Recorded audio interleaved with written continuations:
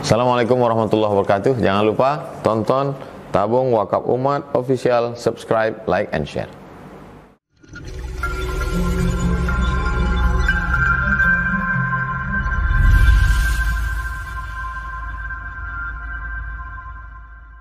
Assalamualaikum warahmatullahi wabarakatuh.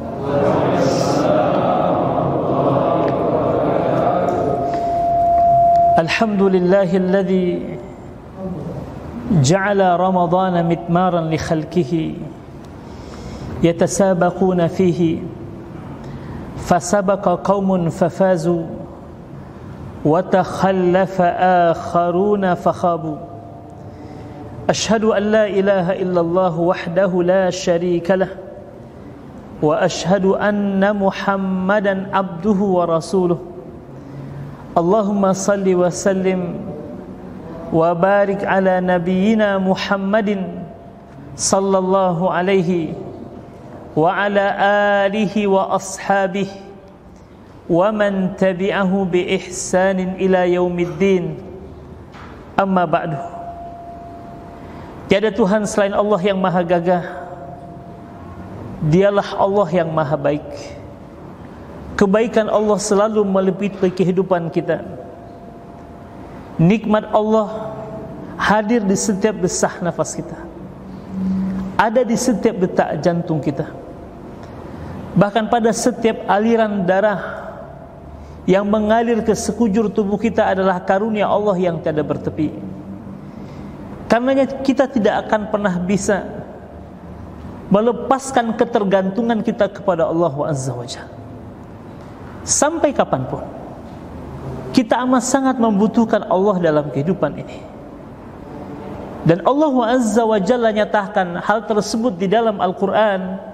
Ya ayyuhan nas antumul fuqara'u ilallah wallahu huwal ghaniyul hamid.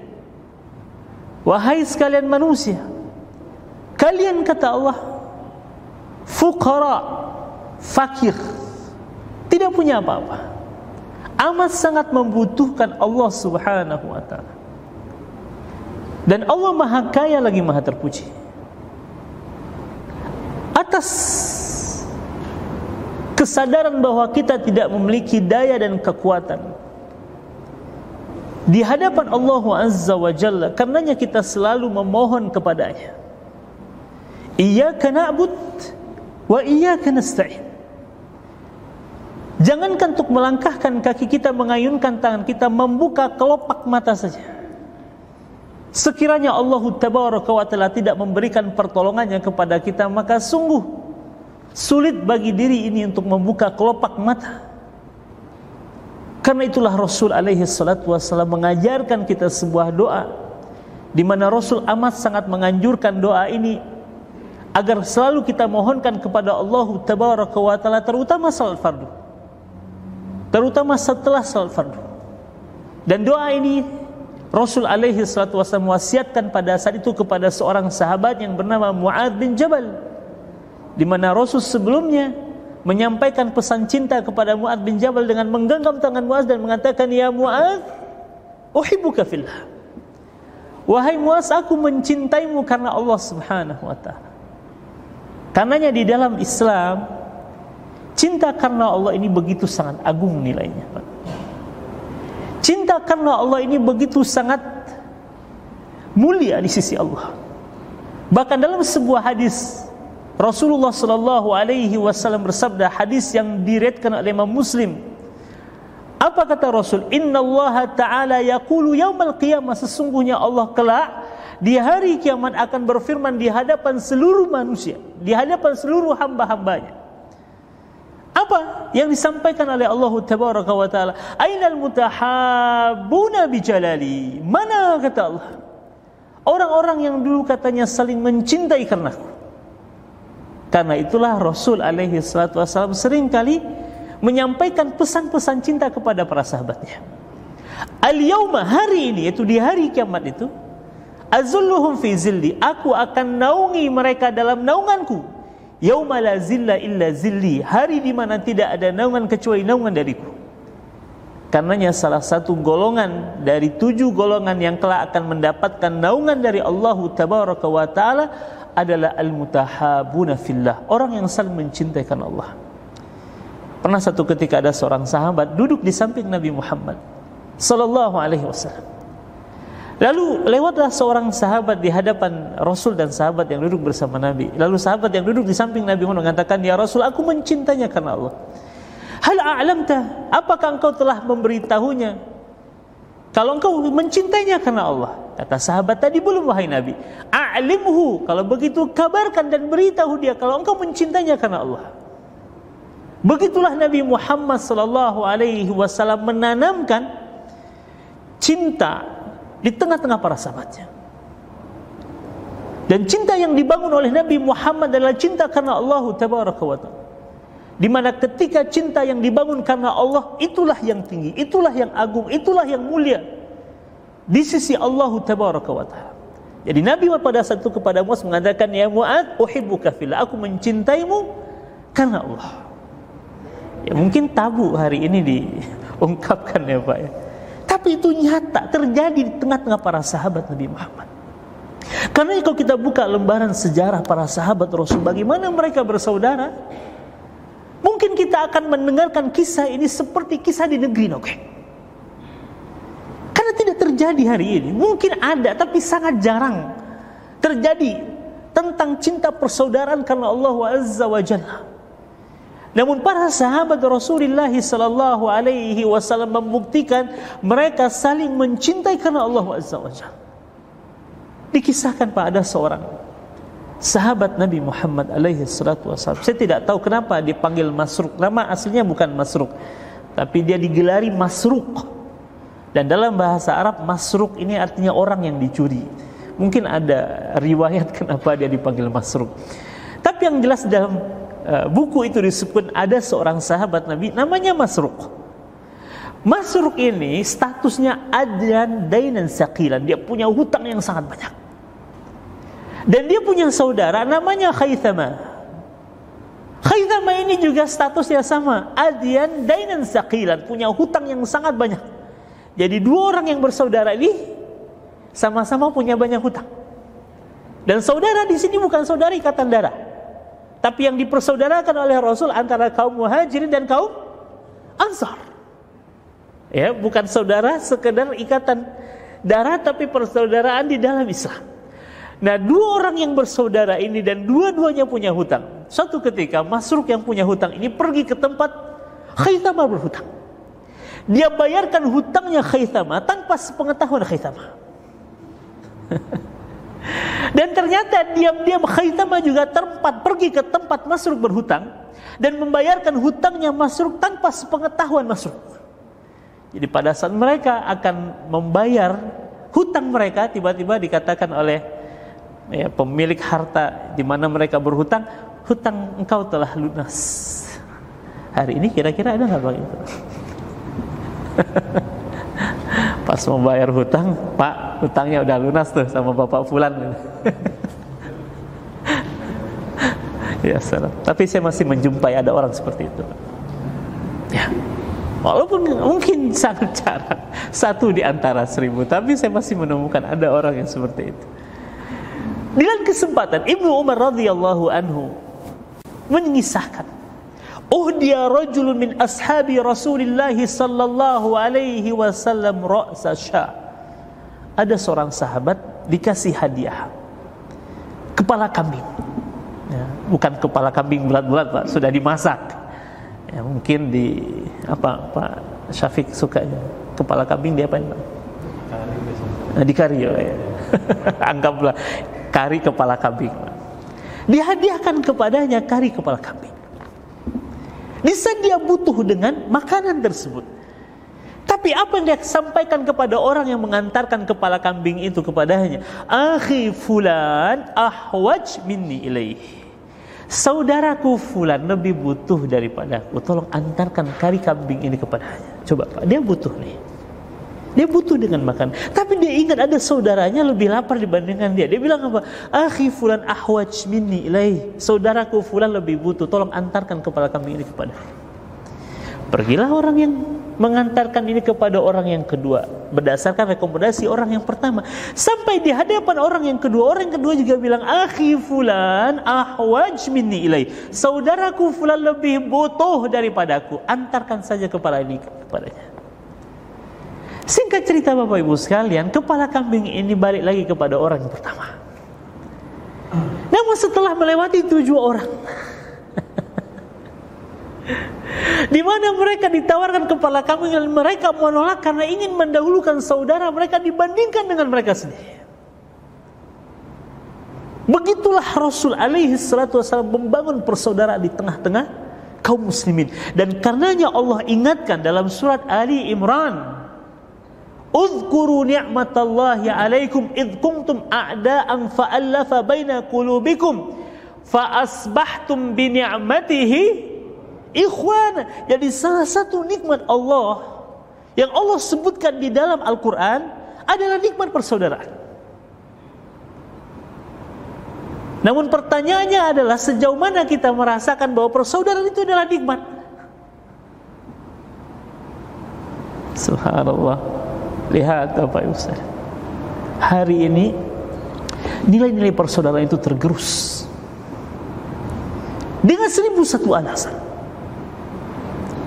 dengan 1001 kepentingan.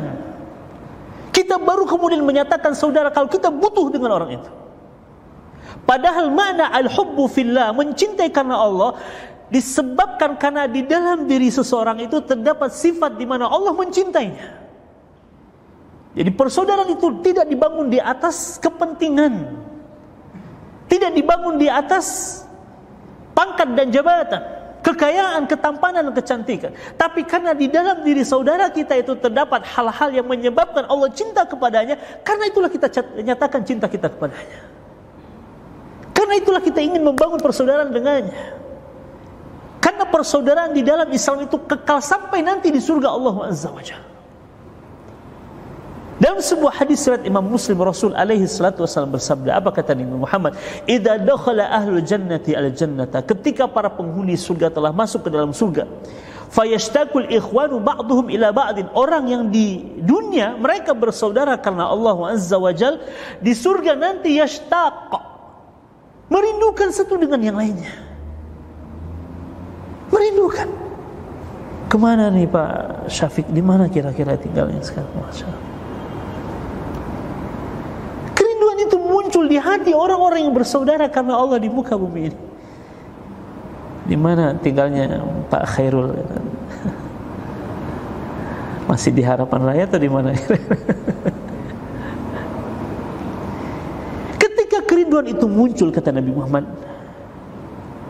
di surga, bayangkan kerinduan itu di surga Pak. Karenanya itulah fadilah berteman dengan orang baik itu, mereka akan bisa menjadi syafaat, memberikan syafaat kepada saudaranya. Kalaupun kita belum ditemukan di dalam surga, saudara kita yang sudah masuk surga itu bisa menarik kita dari neraka Pak. Karena itulah kita ingin memilih sahabat-sahabat yang soleh dalam kehidupan kita. Mereka akan menjadi penyelamat kita kelak. Kalaupun kita berada di neraka, ya, mudah-mudahan kita tidak pernah mampir di neraka Pak Syafiq ya. Tapi kalaupun mampir di neraka, ada saudara-saudara kita yang akan menarik tangan kita di neraka. Ketika kerinduan itu muncul di hati orang-orang yang beriman kelak di surga Allah Azza wa Jal, berdasarkan hadis ini apa kata Nabi? Fayasiru sariru hada ila sariri hada wa sariru hada ila sariri hada. Dipan yang di atasnya kita duduk akan berjalan dari satu tempat ke tempat yang lainnya. Saya tidak bisa membayangkan seperti apa pergerakan dipan tersebut. Apakah seperti permadani terbang Pak? Apakah seperti kursi yang berjalan? Hanya Allah yang tahu. Karena surga itu malah ainun ra'at, sesuatu yang belum pernah kita lihat keindahannya, kecanggihannya. Nggak pernah kita lihat. Namun kita cukup meyakininya berdasarkan kabar Nabi Muhammad ini. Fayasiru sariru hada ila sari hada. Dipan ini akan bergerak dan berjalan ke tempat ini, ke tempat itu. Hatta yajtami'a jami'an, hingga berkumpul lagi. Karena yang kita mohonkan kepada Allah sebagaimana Allah kumpulkan kita di dunia, Allah kumpulkan kita nanti di surganya insyaallah ta'ala. Hatta yajtami'a jami'an, sampai berkumpul kembali kata Rasul. Dan kita bisa bayangkan pertemuan di surga itu seperti apa, Pak. Jangankan di surga, di dunia saja, tatkala kita telah berpisah sekian tahun dengan teman SD kita, SMP kita, SMA kita, sekalinya berjumpa setelah beberapa tahun kemudian, bisa kebayang, Pak, kebahagiaan yang dirasakan. Dan Allah gambarkan di dalam Al-Quran pertemuan para penghuni surga itu ala sururim mutaqabilin. Mereka bertemu di atas puncak kebahagiaan. Masya Allah, Pak Syafiq gitu kan. Karena Pak Syafiq lebih ganteng dari aslinya, karena semuanya kan dia seusia nih, Pak. Saya kan jumpa Pak Syafiq dengan usia Bapak segini. Nanti pas jumpa di surga nanti kan, usia penghuni surga tuh di usia berapa tahun? Usia 33 tahun. Ada yang 33 di sini usianya, Pak? Atau sudah kepala berapa? Kepala 4 rata-rata. Kalau Pak Irul udah kepala berapa, Pak Irul? Kepala 4 ya? Saya lihat dari sini seperti kepala 3 ya.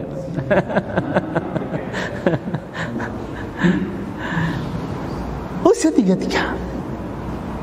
Kebahagiaan yang luar biasa dirasakan oleh orang-orang yang beriman tatkala mereka dipertemukan kembali oleh Allah Azza wa Jalla di surga nanti. Dan kita bisa membayangkan, Pak, di dunia aja jumpa teman SD mungkin semalaman suntuk kita tahan untuk ngobrol. Ya kan? Ternyata penyakit lama kumat di surga, Pak.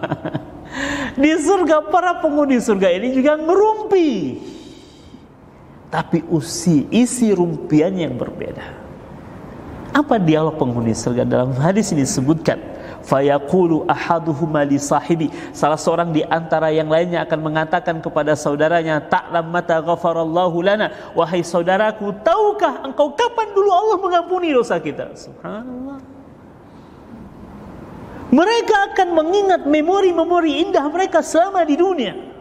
Dan tidak ada memori yang paling indah di dunia ini kecuali di saat kita taat kepada Allah Azza wa Jalla. Dan saya yakin pertemuan kita di hari ini, di siang ini, kelak akan menjadi buah bibir pembicaraan kita nanti di surga Allah Azza wa Jalla.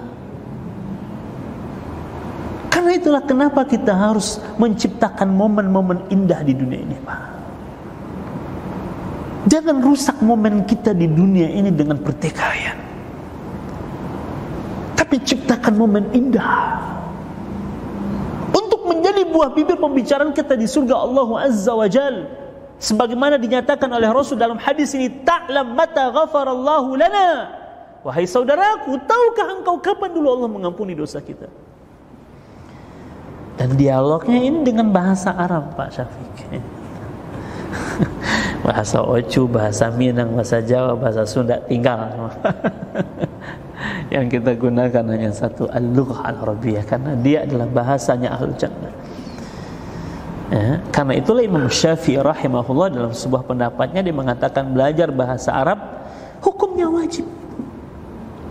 Ya, belajar bahasa Arab hukumnya wajib karena Al-Quran Allah turunkan dalam bahasa Arab, dan kita wajib mempelajari Al-Quran, dan tidak akan sempurna proses pembelajaran kita terhadap Al-Quran kalau kita tidak paham bahasa Arab. Dan dalam sebuah kaidah fikih dikatakan ma la yatimu bihi al-wajib illa fahuwa wajib. Apa-apa yang tidak sempurna dengannya sebuah kewajiban maka hukumnya menjadi wajib. Karena itulah Imam Syafi'i mengatakan belajar bahasa Arab hukumnya wajib. Insyaallah bermanfaat, Pak. Ya, apalagi nanti di alam barzah malaikat juga nanyanya pakai bahasa Arab ya, Pak. Man rabbuka. Ya. Hari ini kan banyak tuh ya, orang alergi kalau udah ke Arab-Araban udah alergi. Ingin menusantarakan Islam. Padahal bahasa Arab ini adalah bahasanya Al-Quran, bahasa penghuni surga. Jangan ragukan kecintaan kita terhadap NKRI. Bagi kita NKRI sudah harga mati. Tapi bahasa Arab ini adalah bahasanya Al-Quran. Ya. Karena ya insya Allah Bapak kita sehari-hari berpakai bahasa Arab. Assalamualaikum udah bahasa Arab. Ya kan? Dan kalau kita lihat dalam bahasa Indonesia banyak menyadur dari bahasa Arab. Ta'lam mata ghafarallahu lana. Tahukah engkau wahai saudaraku kapan dulu Allah mengampuni dosa kita? Lalu apa kata saudara yang lainnya? Yauma kunna fi maudhi' kada wa kada. Hari dulu di mana di dunia. Lihat Pak, mereka akan mengingat kisah dan cerita mereka di dunia. Hari dulu di mana kita di dunia berkumpul di tempat ini, berjumpa di masjid itu, bertemu di musola ini. Fada'auna Allah, lalu kita berdoa sama-sama kepada Allah.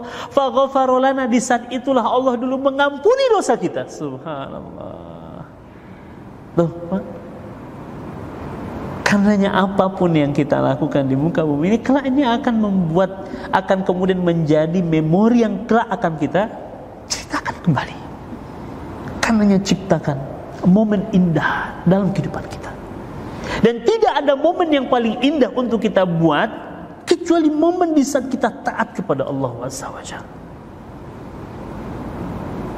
Itulah fadilah persaudaraan, mengantarkan kita kepada pertemuan di surga Allah Azza wa Jalla. Bahkan dalam sebuah hadis yang juga diriwayatkan Imam Muslim, ya, mungkin 2 tahun ini kita susah untuk bersilaturahim ya Pak ya, ke rumah-rumah di momen lebaran. Ya saya momennya memang momen lebaran. Di luar lebaran jarang kita ngadakan silaturahim ya kan. Padahal Pak, berkunjung ke rumah saudara itu punya fadilah yang begitu sangat luar biasa. Dikisahkan oleh Nabi Muhammad, anna rajulan zara akhana fillah. Jadi satu ketika ada seorang laki-laki di mana dia pergi mengunjungi saudaranya karena Allah Subhanahu. Semuanya harus karena Allah. Ya, bukan ketika kita butuh baru datang gitu kan. Ketika kita punya hajat baru ingat saudara kita. Ketika kita punya keperluan baru tuh ingat tuh gitu kan, ada saudara kita di sana gitu kan.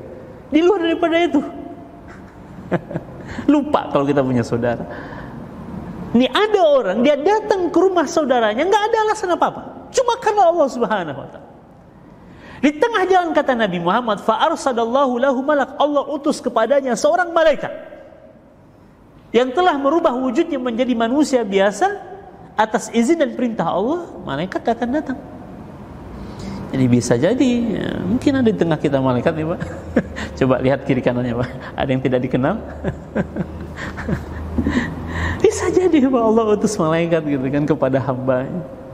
Sebagaimana Allah mengutus seorang malaikat kepada orang yang sedang berjalan ke rumah saudaranya tadi. Faqala al-malak, lalu malaikat ini berkata kepadanya, "Aina turid? Mau ke mana engkau?" kata malaikat. Kata laki-laki ini, dan dia tidak menyadari kalau itu adalah malaikat. "Uridu an azura akhi fulan, saya hendak mengunjungi saudaraku fulan." Qala, kembali malaikat ini bertanya, "Li hajatin laka inda, apa hajatmu? Apa kepentinganmu sehingga engkau datang dari tempatmu ke tempat saudaramu itu?"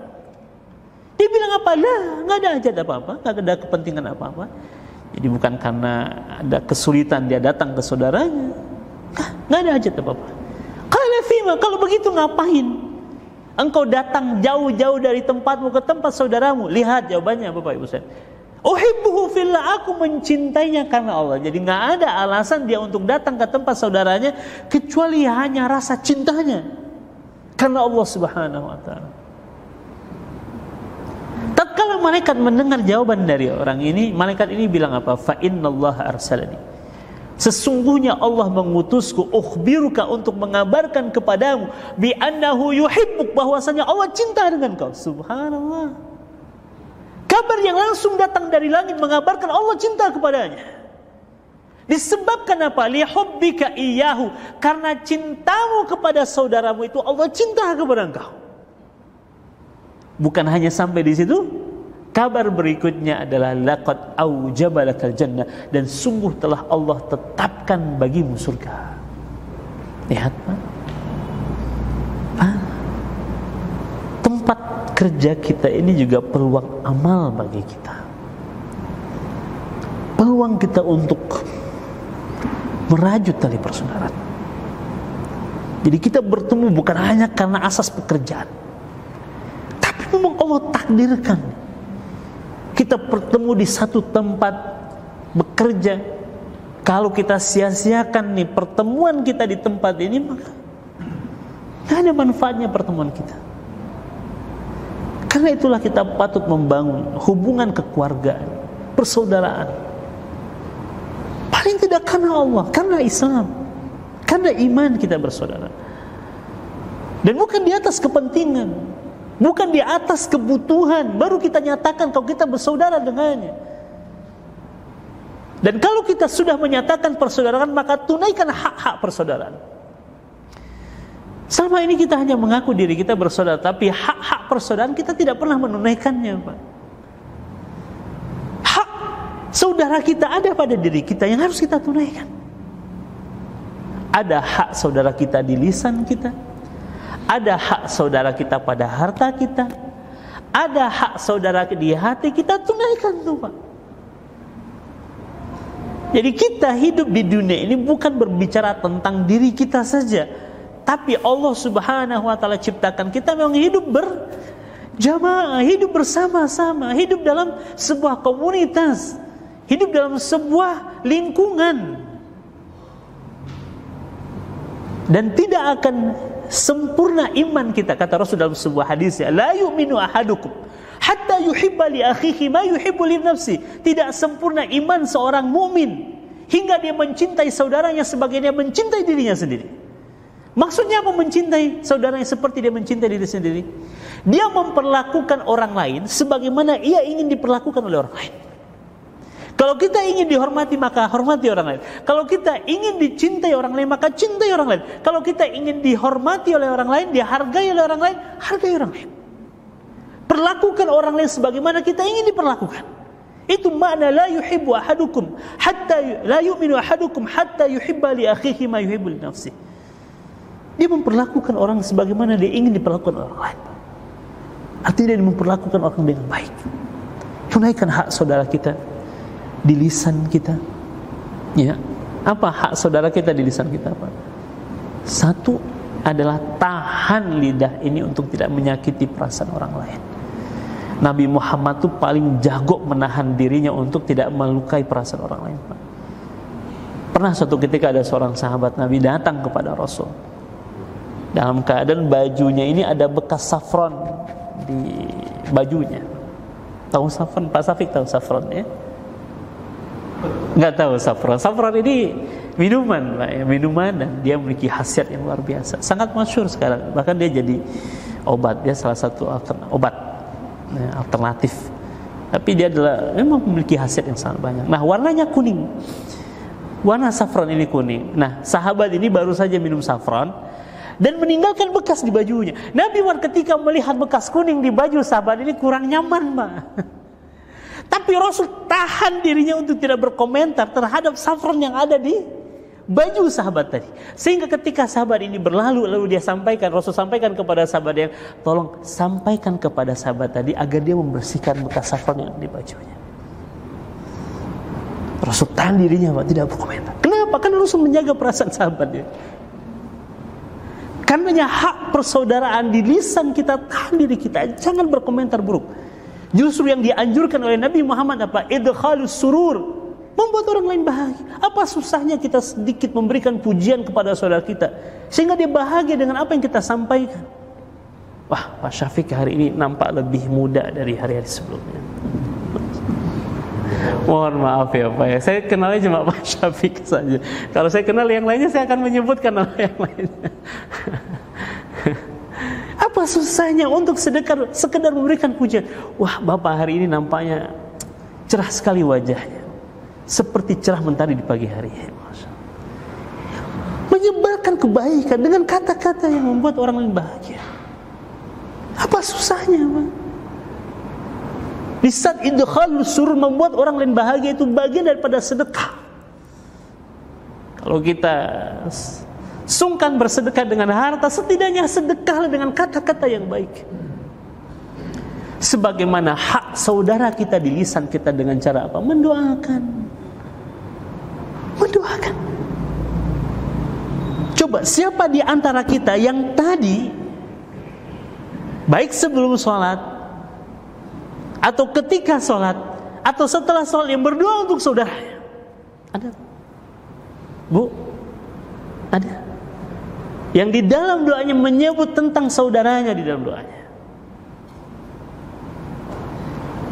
Seorang sahabat Rasul bernama Abu Darda, dia mengatakan, inni la ad'u fi sujudi sab'ina ikhwani wa asmihim bi asmahim. Tidaklah aku sujud melainkan aku sebut 70 orang nama saudaraku dalam satu kali sujudku.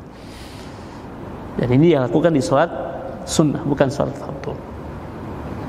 Ada apa dengan mendoakan orang lain, Pak? Dalam sebuah hadis Rasul bersabda, apa kata Nabi Muhammad alaihi salatu wassalam? Idza da'a ar-rajulu li akhihi bi zahril ghaib faqala al-malak amin wa laka mithlu dzalik. Tatkala seorang berdoa untuk saudaranya dan saudaranya enggak tahu kalau sedang didoakan. Ya, kita biasa mendoakan orang lain, Pak. Mudah-mudahan umur Bapak berkah. Amin, ya kan? Orang tahu kita mendoakan dia. Tapi ada satu amalan yang juga tidak kalah dahsyatnya, mendoakan orang lain di saat orang lain tidak tahu kalau kita sedang mendoakannya. Pada saat kita mendoakan orang lain dan orang itu tidak tahu kalau kita sedang mendoakannya, malaikat akan mengatakan amin, semoga engkau mendapatkan hal yang sama. Jadi sama saja kita sedang mendoakan diri kita, Pak. Kalau kita mendoakan untuk diri kita cuma untuk diri kita, belum tentu diterima oleh Allah. Tapi kalau kita doakan orang lain, malaikat akan mengaminkan dan mendoakan yang sama untuk kita. Dan kalau malaikat mengaminkan serta mendoakan kita, apa yang terjadi, Pak? Doa para malaikat ini langsung sampai kepada Allah Azza wa Jalla. Jangan pelit, Pak, ya. Ibu, doakan saudara kita, ya Allah, si fulana sedang ada masalah. Selesaikan masalahnya, ya Allah. Ya Allah, Bapak fulan sedang sakit, sembuhkan sakitnya, ya Allah. Malaikat bilang apa, Pak? Amin, semoga engkau juga. Ya Allah, Bapak fulan tuh sedang lagi nyari jodoh, permudah jodohnya. Amin. Semoga engkau juga. Nah, yang kedua tuh Pak Syafiq. Allahu Akbar. Tuh fadilah. Hak saudara kita di lisan kita. Hak saudara kita di hati kita adalah memaafkan. Memaafkan. Betapa enak hidup ini kalau di hati kita ini nggak ada rasa kesal, Pak. Dendam, amarah. Ya. Kita akan menikmati setiap langkah kehidupan kita. Coba di hati kita ada kemarahan, kekesan terhadap seseorang. Gimana dunia Bapak pada saat itu? Apakah enak untuk dijalani? Demi Allah nggak enak, Pak. Iya kan? Makan jadi tidak enak, tidur jadi tidak nyenyak, kemana-mana kita mikirin orang yang sedang kita kesel. Padahal orang itu belum tentu sedang mikirin kita, Pak. Jadi bukan hanya cinta yang bertepuk sebelah tangan, kekesalan pun bisa jadi bertepuk sebelah tangan. Ternyata orang yang kita pikir sedang tidur nyenyak di kasurnya, kita nggak bisa tidur. Karenanya seorang sahabat Nabi yang bernama Abdullah bin Salam, Rasul katakan dia penghuni surga karena amalannya. Sebelum dia tidur, sebelum matanya terpejam, dia maafkan semua kesalahan orang yang menyakitinya hari itu. Enak tidurnya, Pak. Dan dia ada hak di hati kita untuk memaafkan. Allah aja mengampuni. Kenapa kita tidak mau memaafkan saudara kita? Sebagaimana hak saudara kita di hati kita adalah setia, Pak, dengannya. Setia.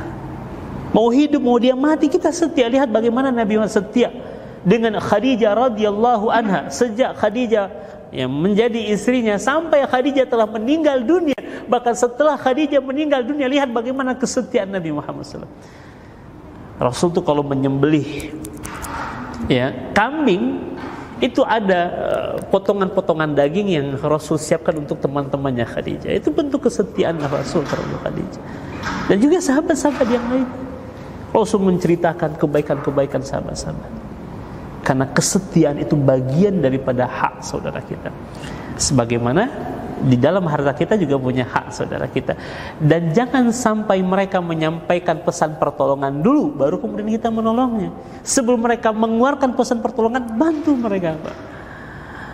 Dan yakinlah Allah pasti tidak akan menyia-nyiakan bantuan pertolongan kita kepada saudara kita. Bahkan Allah menjamin, wallahu fi aunil abdi ma kana al abdu fi auni akhi. Allah akan menolong seorang hamba selagi hamba itu mau menolong saudaranya. Jadi salah satu sebab datangnya pertolongan Allah dengan menolong saudara kita. Ya, jangan berat tangan kita untuk membantu menolong. Sesuai dengan kemampuan kita. Sebenarnya bukan sesuai dengan kemampuan, sesuai dengan keimanan kita. Jadi bantuan yang keluar itu sesuai dengan iman. Abu Bakar As-Siddiq dengan keimanannya, ya, dia mampu ngeluarin semua yang dia miliki. Dengan imannya Abu Bakar. Kalau dengan imannya kita, hati-hati. Setelah kita keluarin, habis itu nyesal 7 hari 7 malam. Baik, itu saja barangkali Bapak Ibu sekalian yang bisa saya sampaikan. Sebenarnya materinya keluar dari apa yang sudah saya niatkan tadi. Kita berbicara tentang doa tadi ya Pak ya. Jadi kan Rasul megang tangannya Muaz, lalu kemudian mengatakan, ya Muaz, uhibbuka fillah. Doanya belum saya sampaikan. Doanya adalah Allahumma a'inni ala dzikrika wa syukrika wa husni ibadatik. Ini dawamkan selalu setelah salat fardu, di antara zikir kita Allahumma a'inni ala dzikrika wa syukrika wa husni ibadatik. Itu wasiat yang langsung disampaikan oleh Rasul. Doanya berisikan, ya Allah bantu hamba, ya. Tolong hamba untuk senantiasa ingat kepadamu, bersyukur kepadamu, beribadah dengan ibadah yang terbaik hanya untukmu. Kita butuh pertolongan Allah, karena tanpa pertolongan Allah kita tidak bisa apa-apa, ya. Bahkan untuk membuka kelopak mata saja berat Pak, kalau tidak ditolong oleh Allah Subhanahu wa Ta'ala. Baik, insya Allah saya masih ada satu pertemuan lagi, nanti akan kita bahas dalam pertemuan yang satu lagi insya Allah. Aku qouli hadza wa astaghfirullah li wa lakum. Subhanakallahumma bihamdika asyhadu an la ilaha illa anta astaghfiruka wa atubu ilaik. Assalamualaikum warahmatullahi wabarakatuh.